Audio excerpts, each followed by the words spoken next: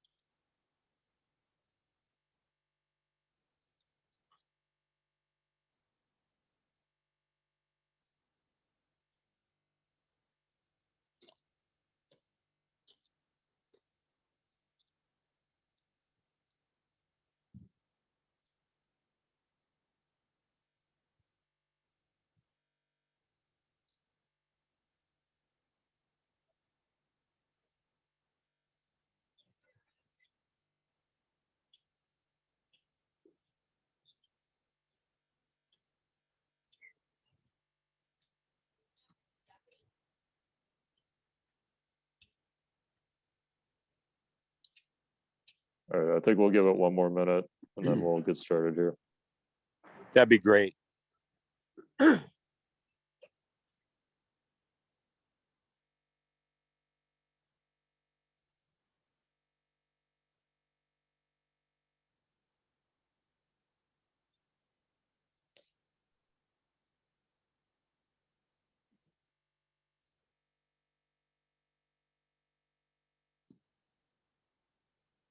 How many people do we have on? I think we're at about 70. Oh, I think we could probably get started. let's So roll. Let me know when you want me to dive in.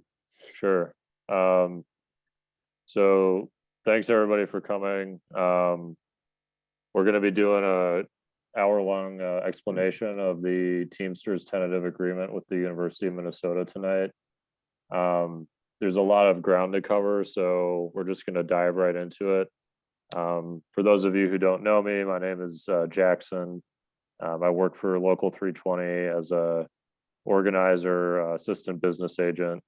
I've been helping out with this campaign for the past few months. So happy to have this discussion tonight.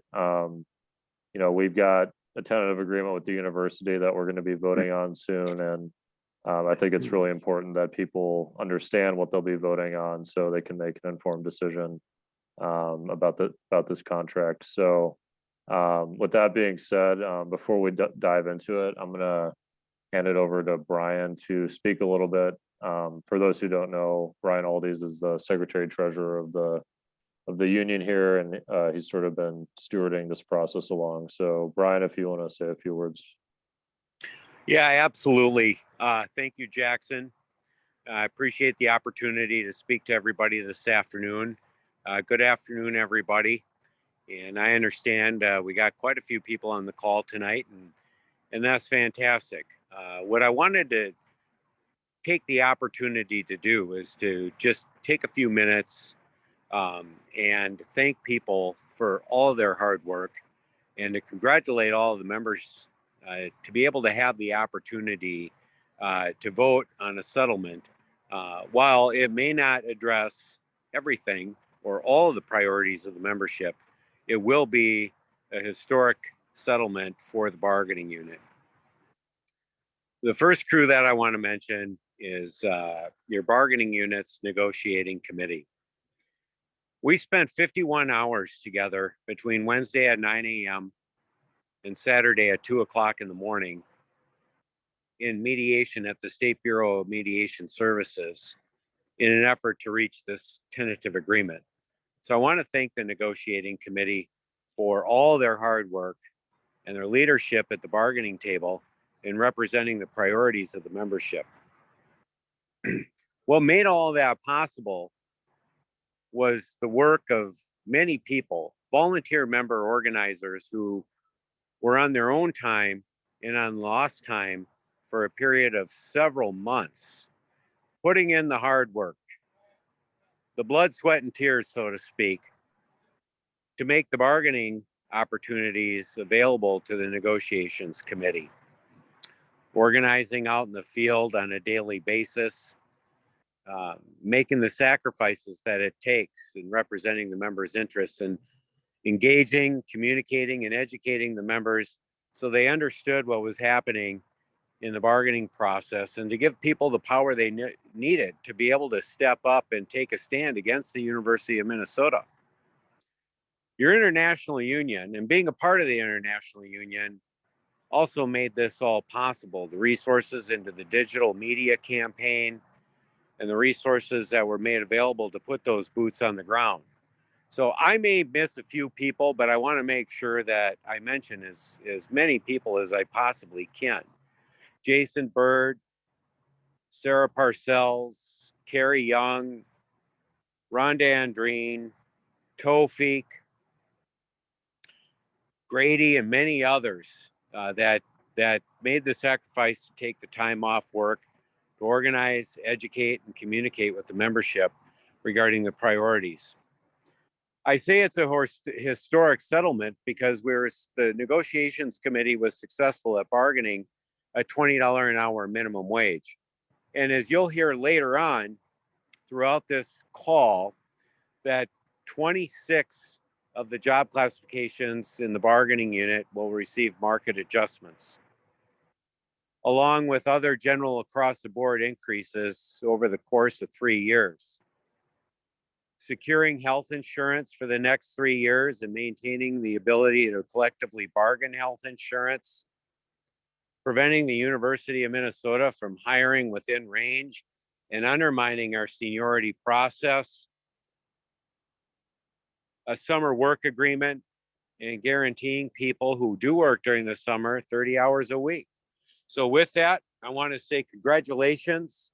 I want to thank the negotiating committee and the organizers that were out in the field day in and day out for their leadership and perseverance. Thank you. And Jackson, I'll turn it back over to you.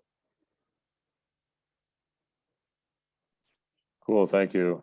So yeah, tonight we're just gonna walk through the tentative agreement here. You all should see my screen shared. Basically, we're just gonna walk through the facts of the situation. So we'll talk about what's on the table in terms of wages and some of the other items that were negotiated. And then, we'll have an opportunity at the end of this call for people to ask questions about the agreement and to, sort of establish some basic stuff about what they need to know in order to go out and vote next week. So I'm just going to start moving along here, and then at the end we'll do the Q&A session. So like I said, the goal of this meeting is to provide all of you with a comprehensive understanding of the contract that's being proposed. We're not here to tell you how to vote. We're just here to sort of tell you what's on the table so that you all can make that decision either on Friday if you're in Duluth or next week when you cast your ballots in person. So I'm going to try and cover every point that's highlighted in the proposed contract, across the spectrum here. So before we dive into specifics about what's on the table, I do want to have a conversation just to establish basically what a tentative agreement is so that we're all on the same page. So for those who don't know, a tentative agreement is a proposed contract, and it's been agreed to by both the union and the employer in negotiations. It's not final by any means, and the reason we're having this call is to provide you all with the information you need to vote on this. And a tentative agreement is not final until you all have approved it via vote. So just so there's nothing that's been reached yet, there's no deal that's been reached. A deal needs to be reached after you all vote. So just so we're all on the same page, this is a continuing process, and we're not quite at the final stage yet. A tentative agreement vote is your way to express your opinion about what's on the table here. So the negotiations committee has bargained something If a majority of people in the bargaining unit vote yes to accept, what's on the table right now will be adopted as a new contract. If a majority of people vote no, the contract is rejected and we attempt to negotiate more. And if that doesn't produce anything, we proceed to a strike. So we'll talk about that at the end again, but those are your two options when you're thinking about voting on a tentative agreement. Why are we having a tentative agreement vote? So like Brian mentioned, the negotiating committee reached the agreement at 2 a.m. this past Saturday. And it came after we had three days of legally required mediation with the employer. And what that means is we were in a separate room from the university, but we had a third party called a mediator that was going back and forth and relaying information and trying to make an agreement possible. So we were in mediation for 3 days, and on Saturday morning, very early in the morning, we did reach this tentative agreement. The reason that we're bringing this forward to you all is we obviously had the strike vote a few weeks ago, and there was a resounding vote yes to go on strike. The negotiating committee felt like there were many priorities that were met by the membership, and that was worth presenting this agreement for a vote. The committee is not necessarily telling people which way to vote, but there was an agreement that there was enough money on the table to present this to people to look at and to make an opinion on. So that's why we're having this conversation, and that's why you all will be voting in the next few days here. I just want to recap. So what were our priorities as a union going into the negotiations? So we've been in this process for several months now, since about April or May. And since that time, we've been fighting for several key priorities. And I'm just going to go through these quickly and we'll touch on them later. But since the beginning of this, getting a $20 an hour minimum wage has been very important for the negotiating committee. It was felt that getting that $20 an hour minimum wage was necessary to pull people out of poverty who were in the bargaining unit. And we'll touch on that again later. 5% increase at the top of the pay scale. That was something that the committee was pushing for to help with retention of the workforce. We know there's a lot of longtime employees who have been sitting at the top of their pay scales for a long time. And it was felt that getting a 5% increase was appropriate to sort of keep people at the institution. Cost of living increases. So right now the inflation rate is very high, about 8, 9, or 10%. And meeting that cost of living was important for the committee. It's not something that we necessarily accomplished in its entirety, and we'll touch on that later. But cost of living was a big piece of the wage discussion at the negotiating table. Summer work for dining, that's important. We'll touch on that later. Protecting health insurance. The university going into this has been attempting to take away the union's ability to negotiate health insurance, and fighting that was a big priority for the committee because we know that health insurance is really important for a lot of people. And then ending favoritism and the hiring and steps proposals from the university that would have allowed new employees to be brought up and paid at or more than current employees. And it was felt that that needed to be fought and dropped. So that's something that was a priority that was identified by the negotiating committee. So many of these were met in the negotiations this past week, and that's why we're bringing this forward as a tentative agreement for you all to consider. So I'll just start going into details here, and I'll start with economics. So first thing to make clear here is that this is a 3-year contract that we're talking about. Historically, the university has usually gone for 2-year agreements. And last year, they negotiated a 1-year agreement. This time around, we're looking at a 3-year agreement that was agreed to. So I'll just walk through each year of the agreement, and then we'll go specifically into each year. So the first year, we're looking at implementation of new pay scales that would have that $20 an hour minimum wage with 5% increases at the top. There's also market adjustments for several job classifications. The relationship between the $20, the 5% and the market adjustments is a little confusing, so I'll try and make that clear later on here. Year two, we're looking at market adjustments or a 4% cost of living increase, whichever is greater. And year three, we're looking at a 4% cost of living increase for everybody. The university did say that they were willing to increase that 4% if the Board of Regents approved a higher budget on year three. So there's no real guarantee of that. So effectively, we're looking at a 4% increase in the third year of the contract. So just looking specifically at year one, so there's a $20 an hour minimum wage that's been agreed to. So under the proposal, every employee on campus that's currently making less than $20 an hour would get raised up to that $20 an hour. And this would be backdated to June 20th of 2022. This would appear as an augmentation on an employee's paycheck. So you're not going to be making $20 an hour officially, but you will get an extra amount added to your paycheck to get you up to $20 an hour if you're not already there. And another piece about this is the $20 an hour will be the new hiring rate for every job classification on campus that isn't already there. So current employees that are making less than 20 will get moved up, and then new employees in the future will be hired in at $20 an hour. The university also agreed to a 5% minimum increase at the top of the pay scale.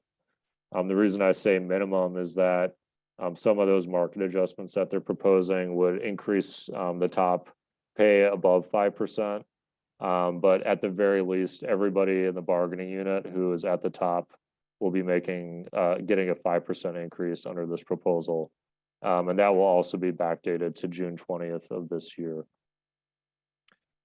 Just continuing with the first year of the proposal, like Brian mentioned, there's 26 job classifications that will receive a market adjustment in the first and second years of the contract. And then another thing to mention is that under this agreement, the university is guaranteeing a cost of living increase of at least 3.85% in year one. One thing I want to mention here is that if you're not getting bumped up to that $20 an hour, or if you're not at the top, if you're between either of those two areas, you're going to get the 3.85% at least. So just to reiterate, if you're making more than $20 an hour, but you're not at the top, you're going to get at least a 3.85% raise under this proposal.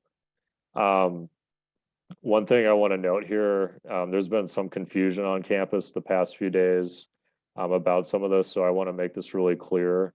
The $20 an hour minimum wage and the 5% increase at the top are included as part of the market adjustment and cost of living package. So that cost of living increase and those market adjustments, they're not going to stack on top of the 5% or the $20 an hour minimum.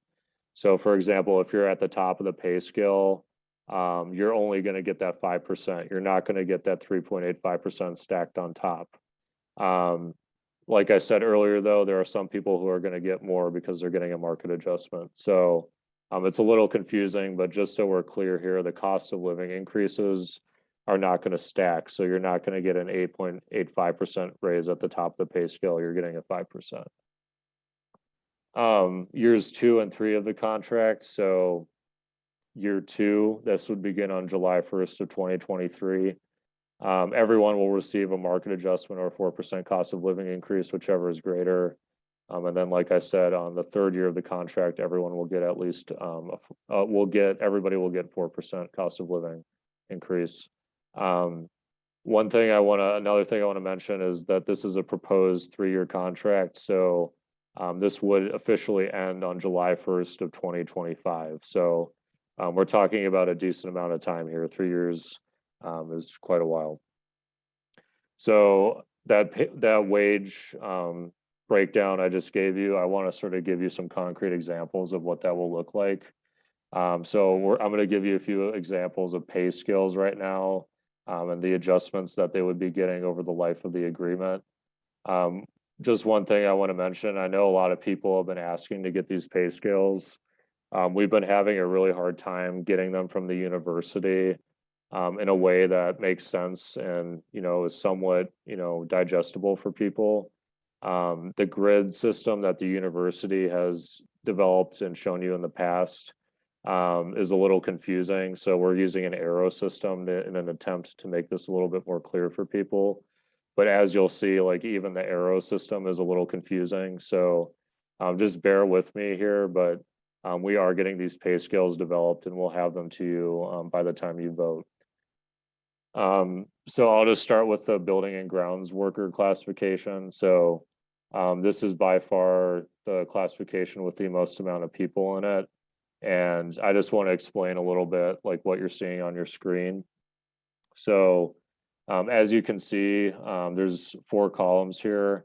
There's what you're currently getting paid, year 1 of the contract, which would start June 20th of this year. Year 2 of the contract, which would start July 1st of next year, 2023. And then year 3 of the contract, which would start on July 1st of 2024. The arrows you see are indicating the movements that would happen in the pay scale. So I'll just take an example. So somebody who's at step 1 right now for a building and grounds worker classification, they're going to get moved up to $20 an hour from $15.93. And that's going to take effect immediately, backdated to June 20th of this year.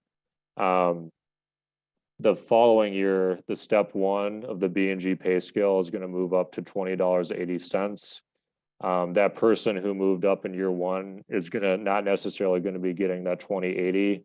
They're going to be moving up in their steps past probation. So they'll be anywhere from $20.91 to $21.32 on year 2 of the agreement. And then on year 3 of the agreement, the new step 1 will be $21.63. So that's what people will be hired in at.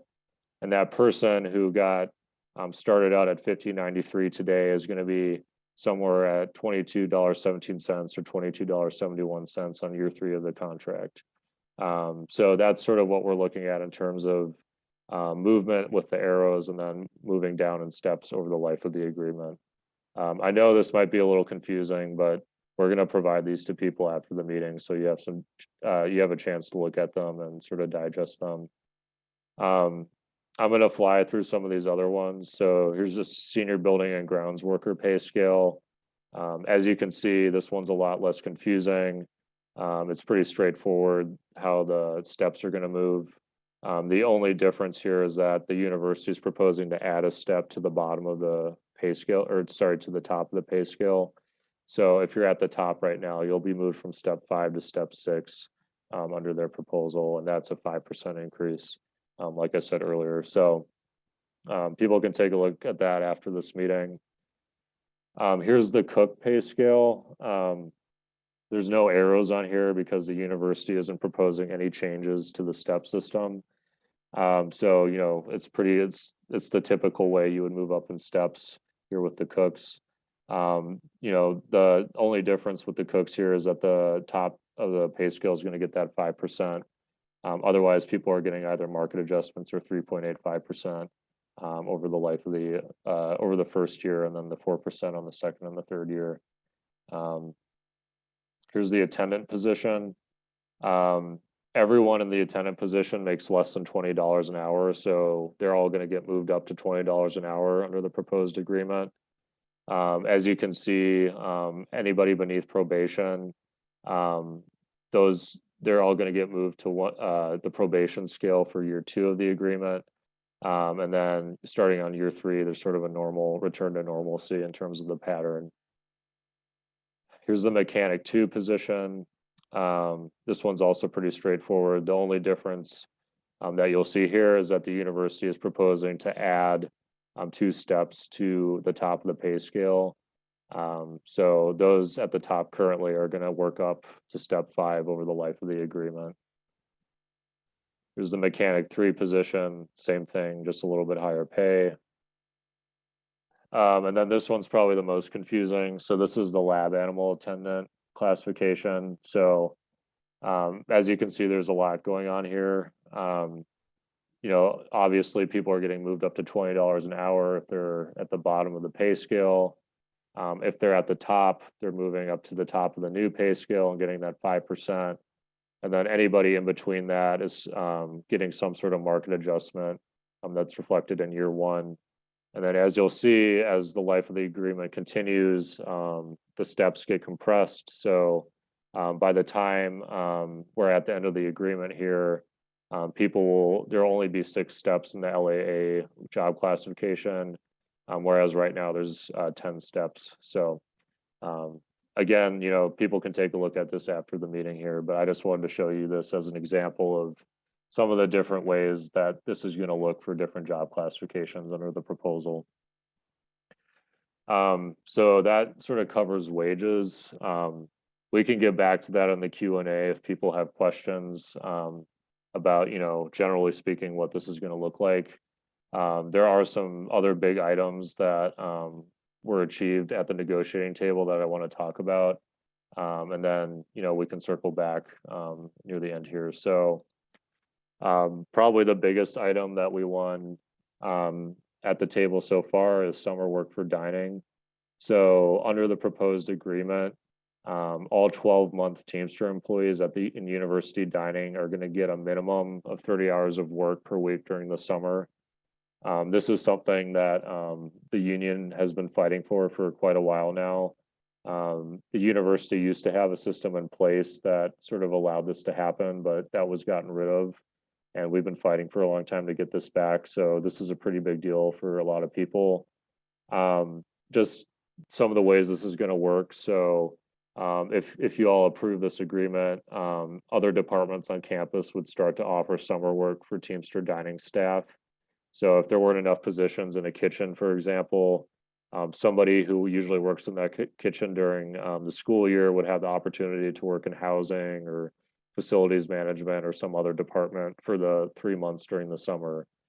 The way the summer work is going to get allocated, so there's going to be a round system, 2 rounds. The first round will use a master seniority system to sort of allocate people, and then the second round we'll use a total seniority system.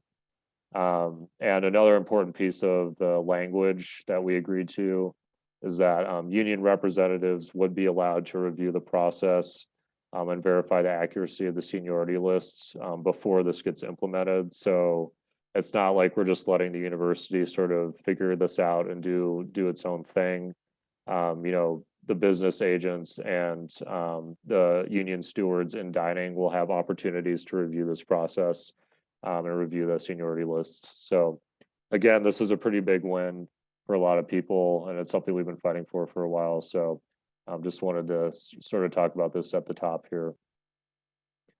Something else here. So Teamsters succeeded in preserving the bargaining rights over health insurance, and the health insurance agreement was extended to all 3 years of the proposed contract. Like I mentioned at the beginning, the university at the start of this was attempting to remove the union's ability to negotiate the health insurance. And they were attempting to, have us go through a committee or have the health insurance get approved through a committee, sort of a sham committee that's set up by the university. So this, we succeeded in preserving our bargaining rights, which is very good. Under the 3-year proposal here, your co-pays and deductibles remain the same. Your premiums could go up, and they usually do go up.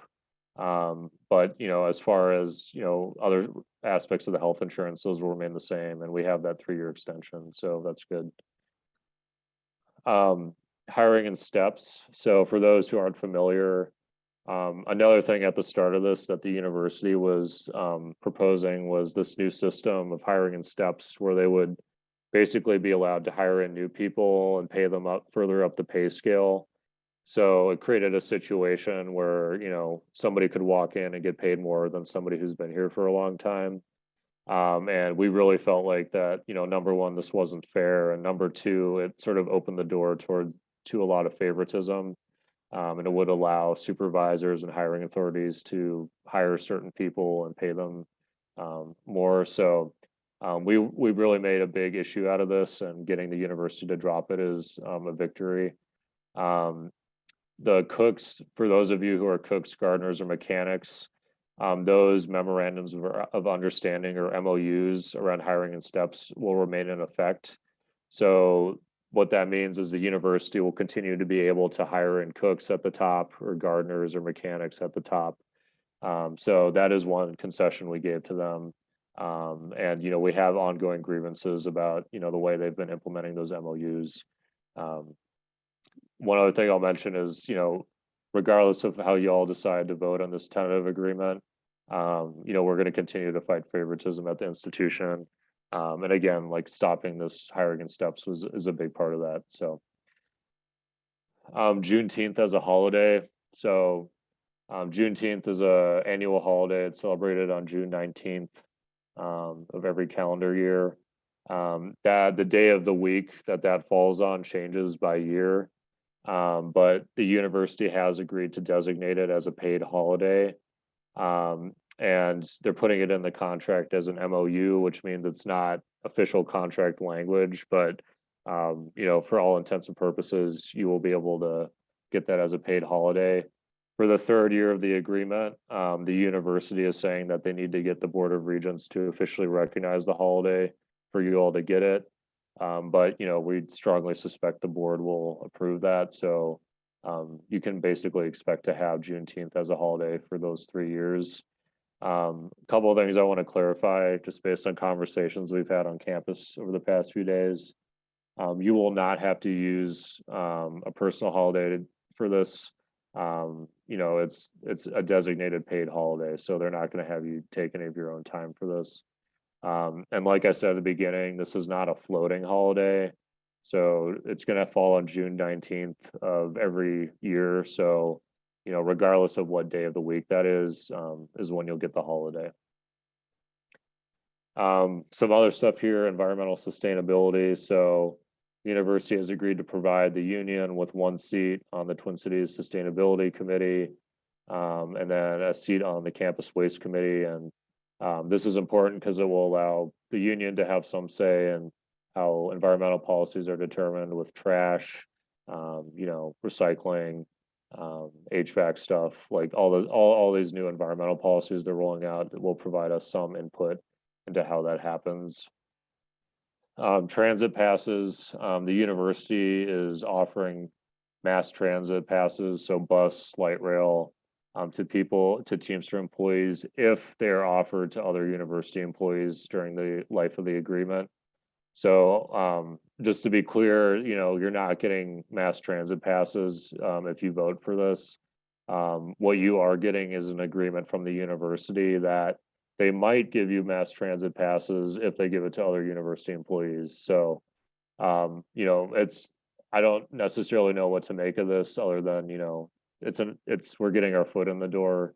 If some movement comes of this with other university employees, but it's not a huge win by any means for us.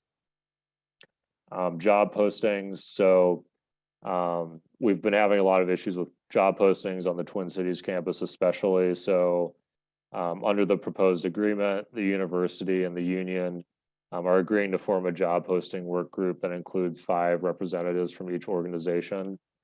And the goal of the group will be to resolve the issue of job postings on campus, and there will be a deadline to make recommendations no later than June 30th of 2023. I'm going to keep flying through these because I want to make sure we have time for questions here. So project squad premium pay. Under the proposed agreement, all building and grounds and senior building and grounds workers who work on project squads will receive a premium pay of 50 cents an hour if they are project squad certified. And our understanding of this is that facilities management is going to give project squads the opportunities to get certified through additional training. And that's, so nobody's getting the 50 cents right away, but they will get it if they go through the training that's offered. One other thing I want to make clear is that this premium pay would not follow you. So if you're working on a project squad and you're getting the 50 cents and then you leave that project crew, you're going to lose the premium pay as well. So Chief of record, just real quick, if you're required to hang your license as a chief of record or master of record as a boiler operator, their university is proposing to increase that from a 50-cent premium pay to $1 premium pay. And then on-call status, all on-call employees will receive 6 hours of straight time as opposed to 4 hours. So before we get into questions, I'm just going to talk about the logistics of voting the tentative agreement, just so everybody understands how you'll be able to participate in this. So to begin, I just want to clarify what a yes and a no vote means. So a yes to accept the agreement. The way this works is if a majority of people who participate in this vote yes, you're saying that a majority of the bargaining unit is, happy with this agreement, and that the university can proceed with the process of changing payroll and getting final approval from the Board of Regents. Our understanding from the university is that if this is approved next week, the back pay and new wage rates would go into effect by December of this upcoming December. If a majority of people vote no, the union is going to go back to the negotiating table and try and get more. We don't know what that would look like necessarily, but obviously this agreement isn't everything we were asking for. And if people are ready to fight for more, we're here to support you all the way. So we would try and get some more dates from the university to go back into the negotiations. What's likely going to happen is if there's no progress in those negotiations or the university takes items off the table, we're going to revisit the idea of going on strike. We obviously already had that strike authorization vote, and it's clear that people are willing and ready to do this if they don't feel like we're getting enough out of this TA. So if we go back to the table and nothing happens, then we're going to put some plans in place to go on strike like we did a few days ago. So those are your options. Majority of people vote yes, you're taking this. If majority of people vote no, we're going back to the table to try and get more. We're going to do in-person voting again. We did that for the strike authorization vote on the Twin Cities and Duluth campuses. There's going to be no mail or absentee voting for people who are on Twin Cities, Duluth, Morris, or Crookston campuses this time. So if you're a member on either of those campuses, Twin Cities, Duluth, Morris, or Crookston, you're going to need to be to vote this in person. And on the next couple slides here, I'll have the locations and the times. We also mailed out the voting station locations and times to everybody in the bargaining unit. So you should be getting that mail sometime today, tomorrow, or over the weekend. For members who are not on Twin Cities, Duluth, Morris, or Crookston campuses, your ballots have already been mailed to you. We are encouraging you to return those pretty quickly because we're going to be counting the ballots and announcing the results on Thursday of next week. So the quicker you can get those ballots back into us, if you're outside of those 4 campuses, the better. In terms of voting dates, times, and locations, so I'll just talk about the Twin Cities first. On Monday of next week, we're going to be opening up our office here to have people come in and vote.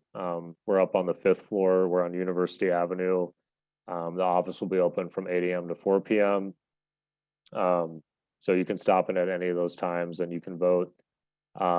Tuesday of next week, we're going to have 4 locations on campus where you can vote. So lobby of Pioneer Hall, 6 a.m. to 7 p.m. You can vote. Kaufman Memorial Union, we're going to try and be indoors this time because it's a little chilly. So 6 a.m. to 7 p.m. you can vote there.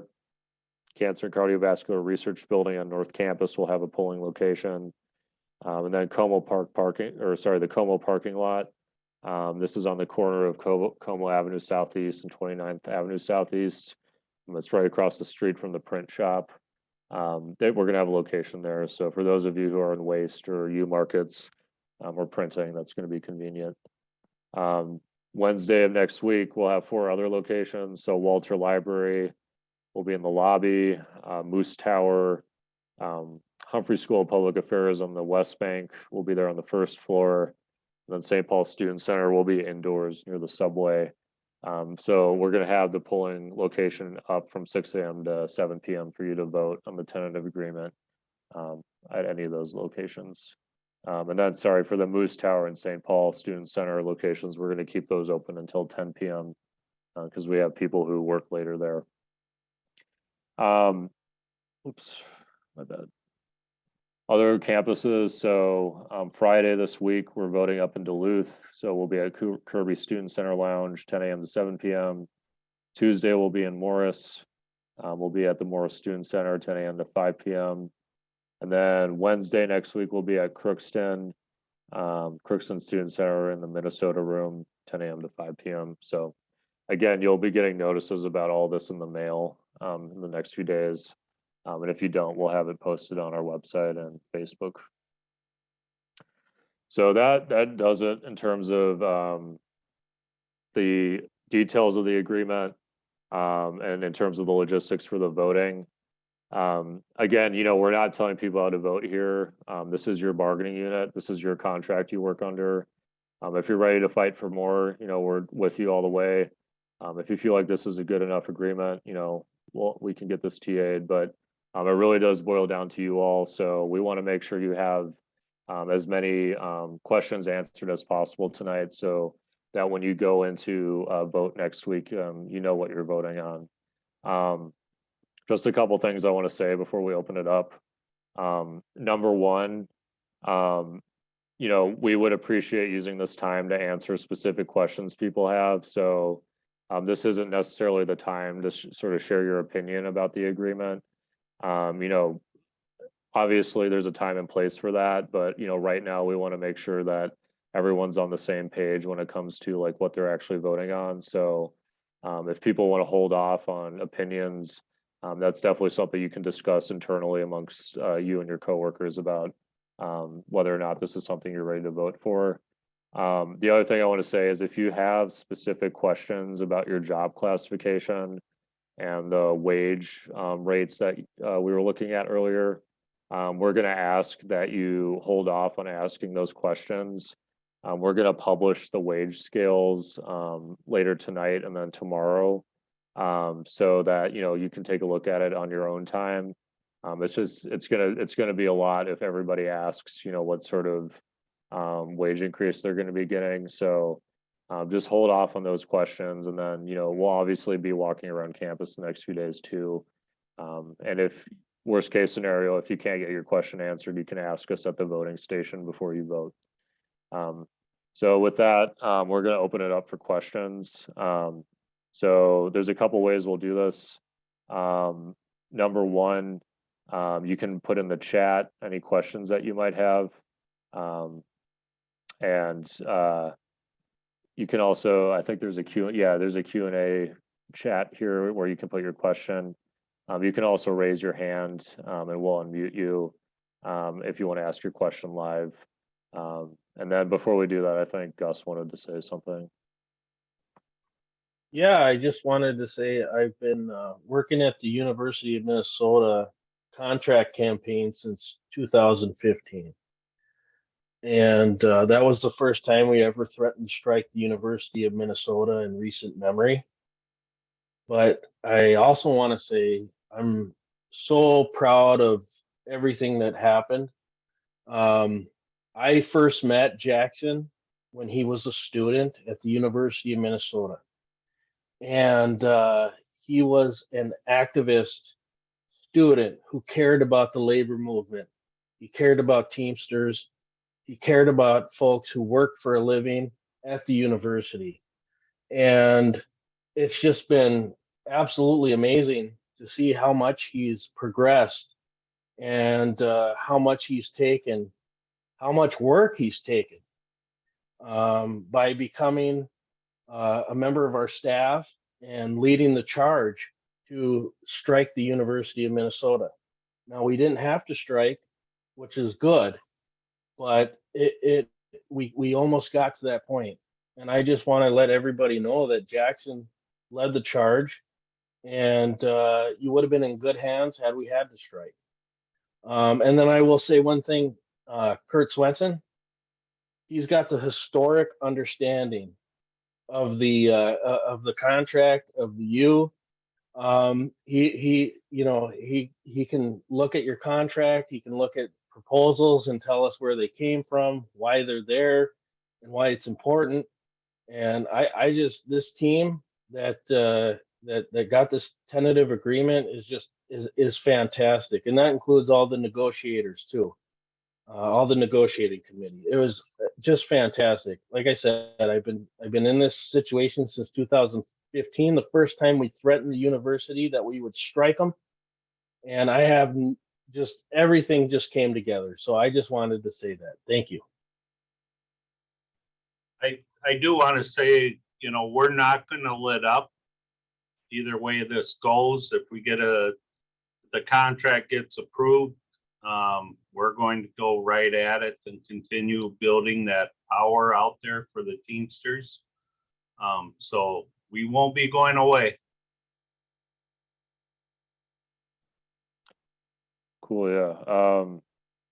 So yeah, I guess we'll just open it up. So I know people have their hands raised. So if you want to raise your hand to ask a question or put it in the Q&A, we'll try and get those answered the next few minutes here. Okay, I think Burka, I'll unmute. So Burka, you can speak now with your question. Hello, you hear me? Yep. Yeah, I would like to say thank you very much for your hard work, the union representatives and negotiation committee, as well as state mediators to reach to this agreement draft. My question is, if a union members vote to accept this tentative agreement, it will go to Board of Regents for approval. If not, what would be the fate of negotiation? Do we have to, you guys go back to negotiation, or do we have to accept as it is? Or on that part, a little bit, I'm not very clear if you explain that. Second, market adjustment is also, it says if you see on the second sentence of market adjustment for person in years of coming, so it say if approved by a Board of Regents. So what percentage will be the market adjustment, or do we have any input to accept or to demand if they are not, adjusting the market, in the way the market is supposed to be? Thank you. Kurt, do you want to start out, and then I can respond after that? Well, what if the contract or the TA gets voted down? We will go back to the table. The mediator will probably call us back. Doesn't guarantee that the university will have any movement there. And if there's no movement, we could proceed to a strike or try to other avenues of getting an agreement. But if it gets voted down, we'll probably get called back to the table, and that would determine where we go from there. And I'm not clear on the market adjustments, what you were asking, but if you have questions on market adjustments that pertain to you, you can give me a call and I can talk you through what the market adjustment is.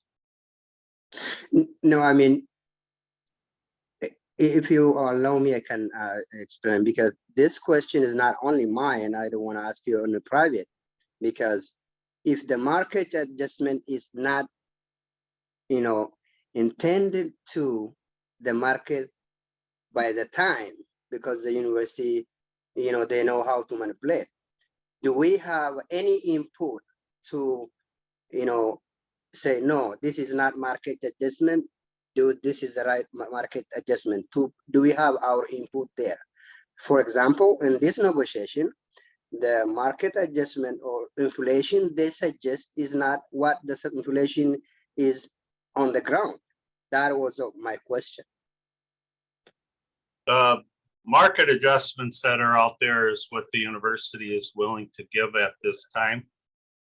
So if you vote, if you don't think the market adjustments are correct, you would probably vote no on this contract, and then we go back to the table. If this TA passes, the market adjustments are what they are till the next time we negotiate. So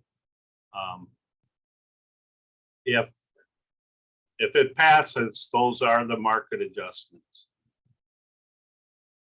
All right. Okay. I'm gonna, Tefera, you can unmute yourself and ask your question. Thank you so much. So my question is, there are different job classification. So one of the job classification is make one. So in this agreement, I don't see make one is represented. So I see make two is represented, make three is represented, but there is nothing about make one. What's going on about make one? Or will you guys eliminate that position? Or, I mean, it's kind of, I don't understand that. You know anything about it? Kurt, you wanna? Yeah. At this time, the university did not bring anything forward for the MEC ones. They only brought a market adjustments for 2 and 3. We did ask at the table, why not MEC ones, but they did not bring anything forward. They are not eliminating that classification. So we got about 75 classifications in our contract. They're only willing to do market adjustments for 26 of them. The other 49 are going to remain in the contract. They just don't get market adjustments. What's the reason? Did you guys ask the reason? Sorry, say that again. Thanks, yeah. So, Did you ask them? so there is 76 job classification. Out of 76, they only offer for 26 classifications. Yeah. Yeah, most of the 26 classifications are getting a market adjustment, and then everybody else will get the cost of living. So the 3.85 in the first year, and then 4 the second year, and 4 in the third year. You get them both, or you just get either or? You get either or. So if you're Whichever is higher, so that ain't Yes. that great. Yeah. All right. If you have a question, you can raise your hand.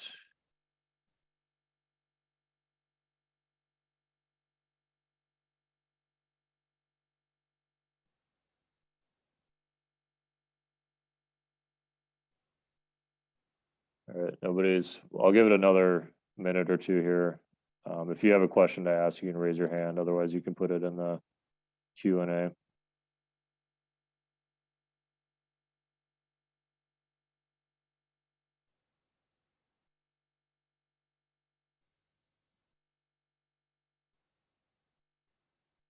Okay, Kathy has a question. Kathy, you can unmute. Okay. My question is, the confusion that's out there is with this, what you're calling a scale adjustment as opposed to a market adjustment Mm-hmm. and the COLA. Our 5% at the top is bottom line what we're getting. I thought that was a scale adjustment, and then we would get a 5% on top of that, but that's not what I'm hearing. No. I'll speak I'll just sort of editorialize here, but the university has sort of been playing games with what they're calling a market adjustment or a cost of living increase. At the end of the day, what it boils down to is, you know, if you're at the top, you get 5%, at least. But for B and Gs specifically, it's just 5%. If you're beneath $20, you get moved up to that. And then anybody in between that is going to get the cost of living increase of 3.85. So as far as the B and G category is concerned, like that's what it's going to look like. And like I said earlier, it's not going to stack. So like cost of living does not stack on top of that 5%. So you're just getting the 5% at the top. So there's not much change from the final offer. Well, the big changes are, so the going into the last round of negotiations, the university had refused to bring people up to 20, and they had refused the 5% at the top. So getting those two things agreed to was, you know, movement. As far as the cost of living is concerned, though, there has not been a change. So it's still 3.85% cost of living. The only difference now is that some people are getting moved up to 20, and then the people at the top are getting 5%.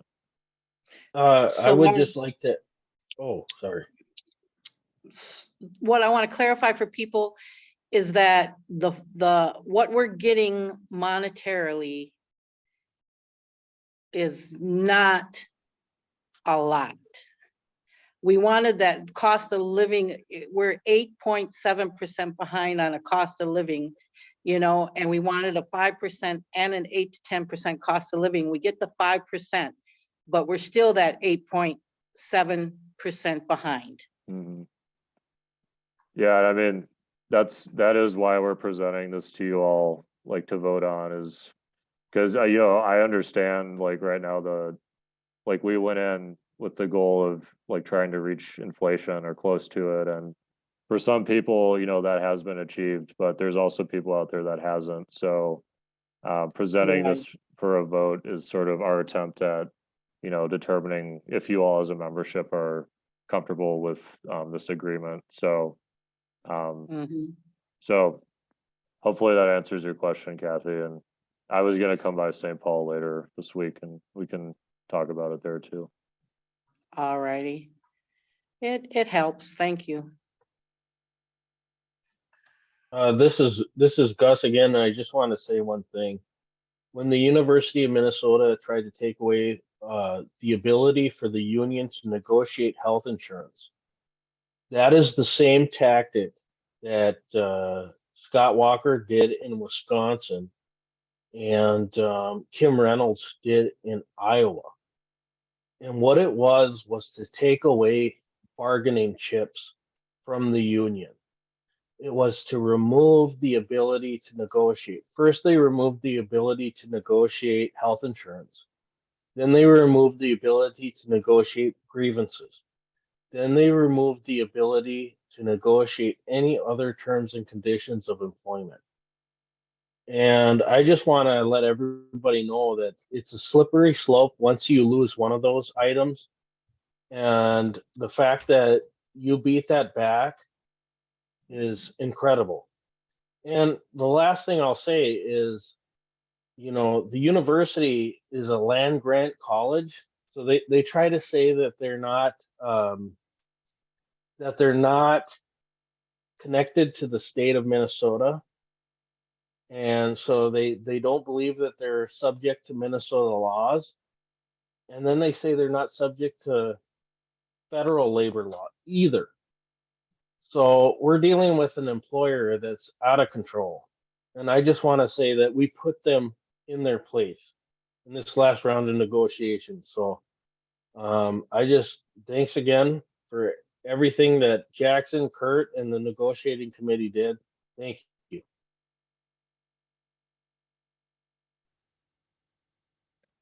All right, we'll take maybe one more question if people have one. So if you want to ask a question and it hasn't been answered yet, please raise your hand.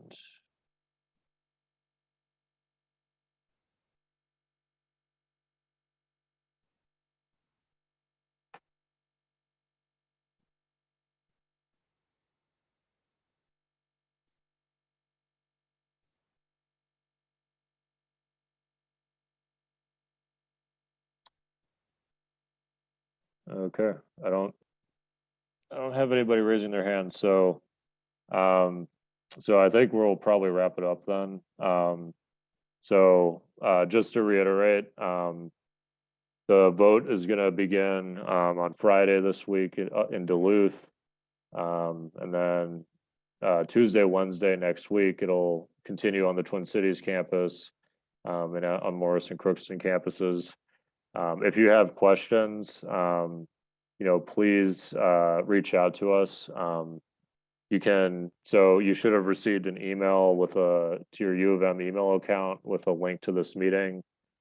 Included in that email is also a link to a website that has a few things on it. It has a summary of the tentative agreement. It has the official language that the university is proposing to put in the contract, and that we're proposing to put in the contract. And then there's also on that link, there's a link to all the pay scales, and we're working to keep that updated over the next 24 hours. So if you visit that link that you got in the email, you can review all that information before you vote. In terms of individually reaching out, I'm just going to put my phone number in the chat here. You can feel free to reach out to me individually, one-on-one, and I'll definitely try and answer your questions. And Kurt, if you don't know Kurt's number, you can find it on our website. So I think that wraps it up for tonight. So thanks everybody for coming. The choice lies with you all here, so feel free to talk amongst yourselves and figure out what makes sense in terms of moving forward for this bargaining unit. So I'll see some of you next week during the voting. So see you.